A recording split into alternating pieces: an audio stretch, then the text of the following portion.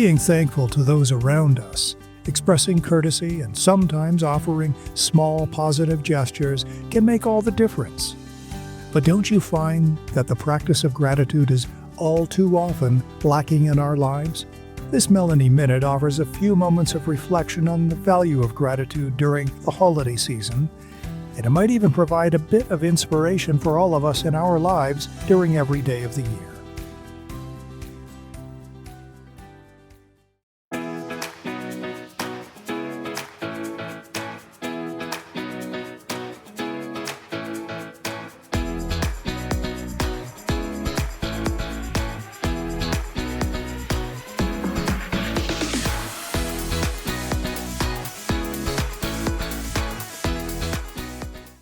Are you a grateful person?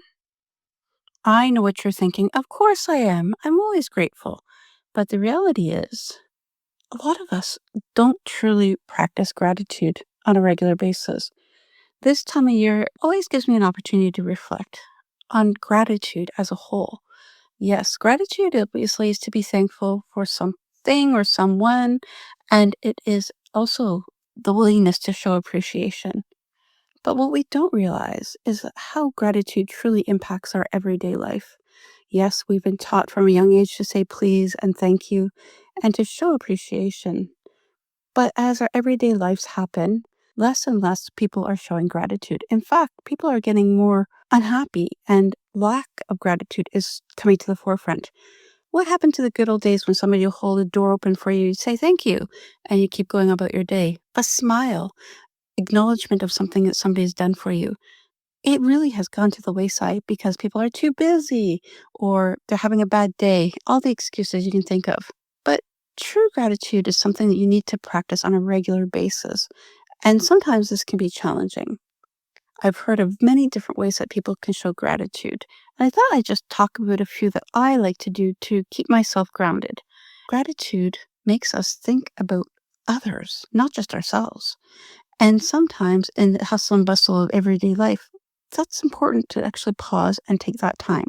So for myself, I do two things. I keep a gratitude journal, and that's a journal that's dedicated to just things I'm grateful for, things that have happened that perhaps I just need to write down, not just for a keepsake or memory, but also to really take the time to think about what has happened and why I'm grateful for that. For example, I might put in that I'm grateful for something that my husband has done for me or my family. I'm grateful for them. I'm grateful for being able to live in Canada and have the things that we have. But then there's days that I feel not so grateful, like when, you have to pay your taxes or something comes up and your parents or your siblings just drive you crazy. That gratitude may not come to the forefront. But by journaling, I'm really capturing all of these different things. But I also practice every night before I go to sleep. I list all the things I'm grateful for that day. Now, I don't necessarily write them down, but I think about them as I take time to reflect on my day. So why am I talking about gratitude? Well, this past week, we had our graduation for our broadcast training program and accessible voice and broadcasting. And this is a 20-week course, and it was virtual this time. And we had students from all over Ontario. And it was a great opportunity to meet some new people and to really get to know people's unique abilities. And in this graduation, after their hard work, I'm going to call it the blood, sweat, and tears because it's an intense course. I was so amazed to watch the growth and development of each and every one of these individuals. And as we had our graduation ceremony, each of them was able to say something, a little testimonial, a little few words about what they learned about themselves, that sort of thing. And some of the testimonials that I was witness to really were remarkable. We had gratitude coming from the students about what they had learned, about myself and my co-facilitator, Sean, and all the things we had done to help them. But really listening to some of the guests that had come to support the students and their gratitude because they see the confidence built in their loved ones and also the possibilities now that are open the doors for them. That was really remarkable because it made me pause and think, this is why I do what I do, not to be acknowledged and, shown appreciation. That's not why, but watching the growth of these individuals and to see it recognized by others is also so amazing. But it gave me the opportunity to be grateful for the opportunity that I have to share my knowledge, to share my teaching abilities, and to share my passion with others to help improve their lives just a little bit. So I asked myself a couple questions this past weekend. What am I truly grateful for? And of course, the same ones came up: my husband, my family, my clients, the people I get to work with, the volunteers at Connect4Life, all the people that help make my dream come true by impacting our mission and bringing it to life every single day. This is a blessing, truly an opportunity. But I also thought of all the people on my journey to this point, the many board members that have come my way, the different volunteers and placement students I've had. And yes, I may have touched their lives, but they touched mine as well. I'm also grateful for all my life experiences that I've had, the good, the bad, and the ugly. Reflecting back to the stroke and what caused my disability in the first place. Yes, I'm grateful for that because my life wouldn't be where it is without that. But I'm also grateful for the lessons that I've learned about being patient, about never giving up, and about definitely looking past what's visible. So again, we've heard the saying, never judge a book by its cover.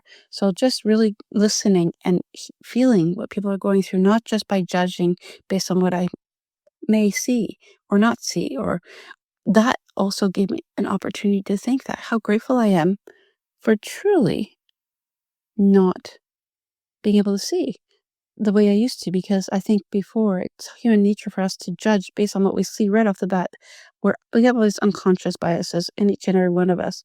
And without having the eyesight, I allow opportunities to really truly get to know somebody and hear what they have to say and feel what they're going through. And that is a blessing. And I know it sounds crazy. You're thinking you're grateful for being blind. And the fact of the matter is, yes, I am. But I'm also grateful for the journey ahead. It's interesting as I do any self-reflection, I really am hard. I pick at it. Okay, what did I do well? What have I still need to work on? And why are these things happening?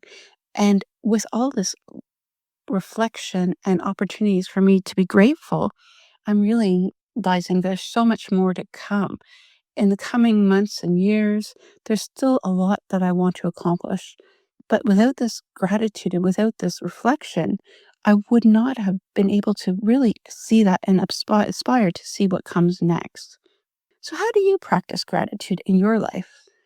You may not journal, you may not think about it every day and do self reflection, but do you possibly show your appreciation to others by simple tokens, a thank you, a quick little note or email to somebody to thank them for something they've done, their time and energy, being there to support you in good and bad? Or maybe you buy a colleague a coffee or a treat after they helped you on a big project. How about your kids? Do you show them how grateful you are to have them? Or even your parents? Do you tell them how grateful you are and how lucky you are to have them in your life? I encourage us all to do some self reflection and actually take a look at how we are being grateful. How are you practicing gratitude in your life? Because without gratitude, we can get pretty self absorbed. And that's unfortunate because it's not just about us, but it's about all of those around us. People we may not even know. That smile that somebody so desperately needs on that day because they're at the end, they're about to give up. Holding the door and somebody and being kind to give up your seat on the subway or bus. These are small gestures, not looking for appreciation, but can go a long way because those around us that we may not know may be struggling, maybe trying to cope with something happening in their lives. And you may very well be the reason why they keep going. So keep that in mind and always remember gratitude is a practice. It doesn't come naturally. We have to really take an effort. And I encourage us all to do that. I know for myself, I'm grateful for each and every one of you for tuning into our podcast. Thank you. And thank you for all you do for your community. And I'm smiling right now, right for you. Thanks again. Until next time.